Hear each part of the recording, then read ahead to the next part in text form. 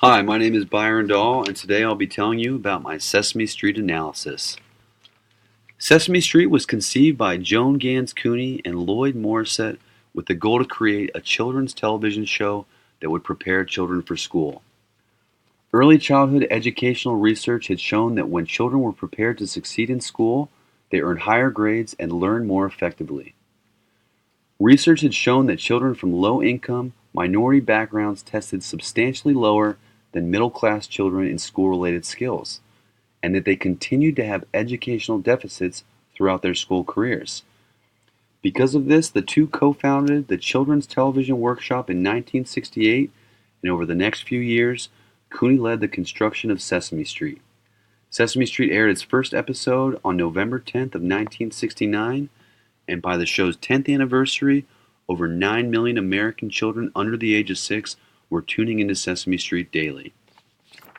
By 1981, the federal government withdrew funding, so the CTW had to find other sources of revenue that included magazine divisions, book royalties, product licensings, and foreign income. Sesame Street taught children about relationships, ethics, emotions, as well as many of the different societal and economic challenges around the world. As of 2019, Sesame Street has produced over 4,500 episodes in over 120 different countries with over 20 independent international versions. The show has won 11 Grammys and over 150 Emmys in its history, which is more than any other children's show today. Over the years, Sesame Street has faced many challenges. They emerged as an early educational leader when most families had one television set and 4 or 5 broadcast stations to choose from.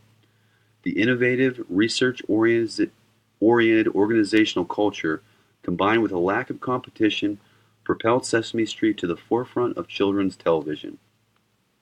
In subsequent decades, threats from technology and commercial interests increased. With the rise of cable and the presence of many children's TV substitutes, in the 1980s and 1990s, Nickelodeon, Disney's, and others programmed entertainment networks dedicated wholly to children. While Sesame Street remained a reliable and trusted daily watch, pay television represented a new wave of excitement and choice for kids. Technology and digital influence also changed the way people watch TV.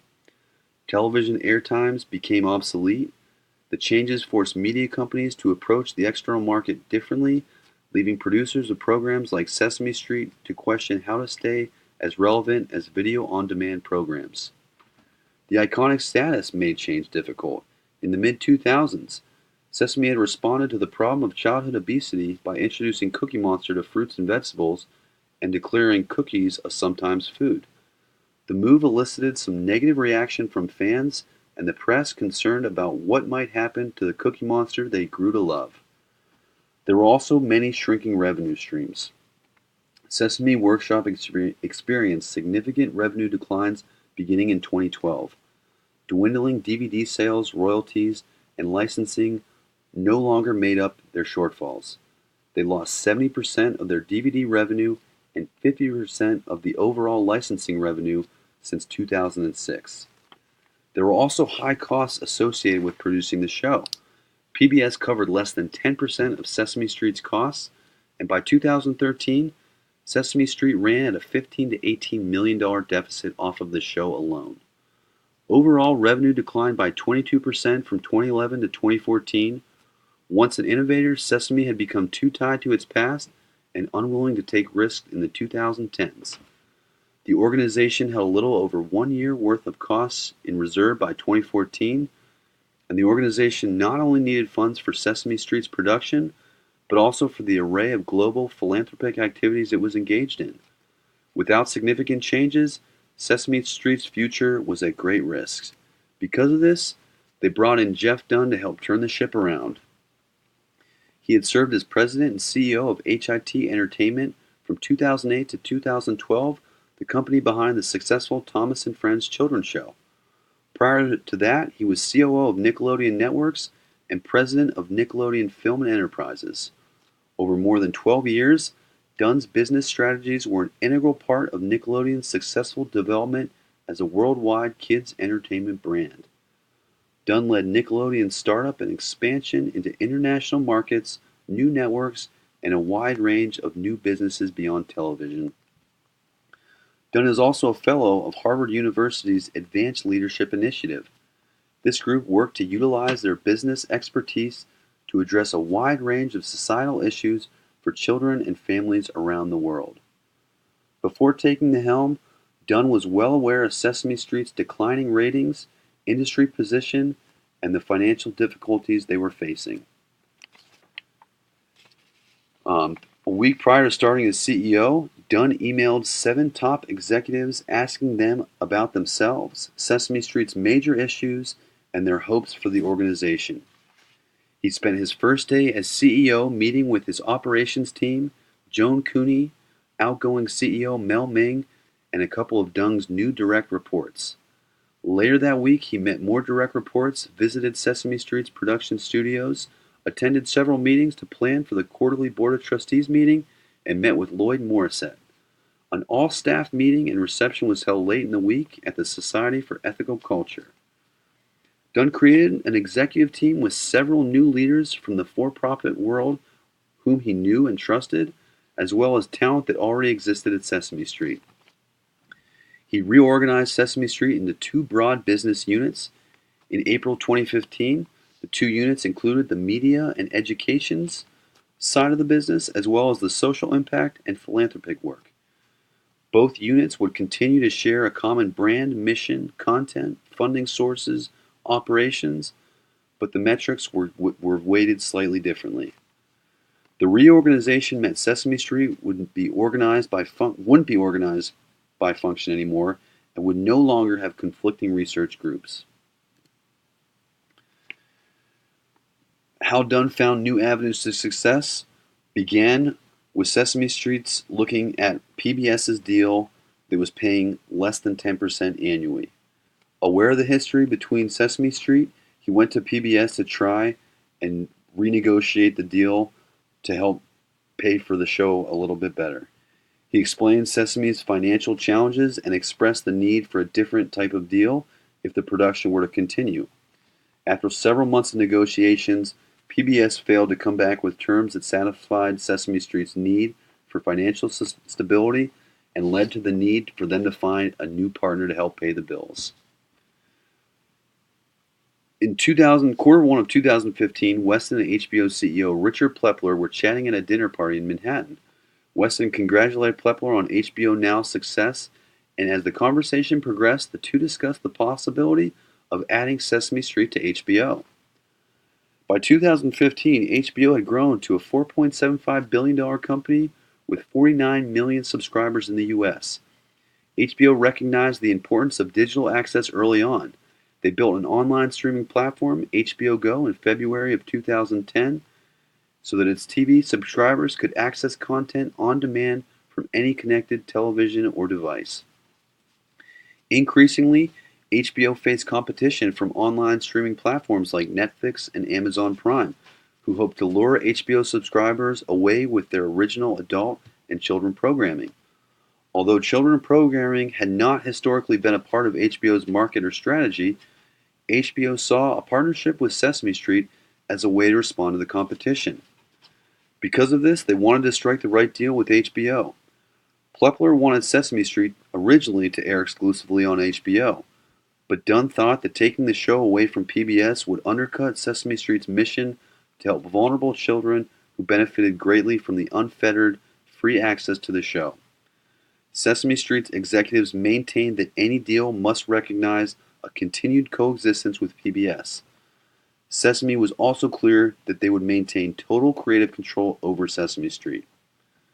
Sesame and HBO announced their 5-year partnership agreement in August of 2015 for an undisclosed amount estimated to cover most of the show's production costs. In return, new episodes of Sesame Street would air exclusively on HBO for 9 months after release, and after that period, the show could be aired on PBS.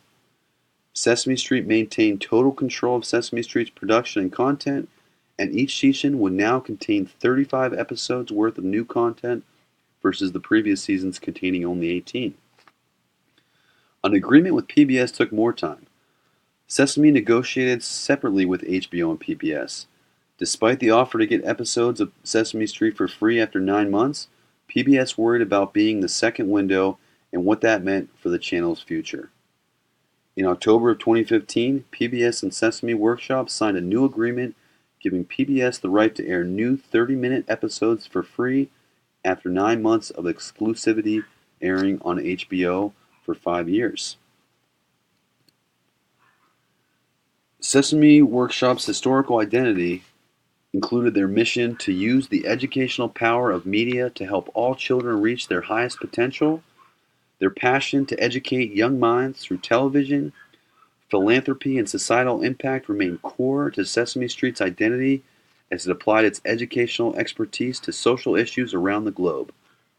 Using Sesame Street's characters, Sesame's philanthropic arm had produced and distributed content around the world. The organization had a long history of guarding against commercialization, and concerns about money were secondary or in some cases non-existent. Most of the ideas that were developed were always developed within the organization. With Dunn, he simplified the organization's mission from to use the educational power of media to help all children reach their highest potential to help kids grow smarter, stronger, and kinder. To inform the new mission, he commissioned a research study in 2016 aimed at understanding where kindness and empathy come from and how children will learn these qualities. Dunn stressed collaboration, communication as core values and sought to eliminate excessive deliberation. He made it clear that Youngwood and Weston were accountable for running their business units, and to facilitate communication, he established 2 regular meetings. Each week he met with 8 direct reports about day-to-day operations at Sesame for 2 to 3 hours. Once a month he met with 40-person senior leadership teams made up of his direct reports and his top VPs to discuss the organizational strategy.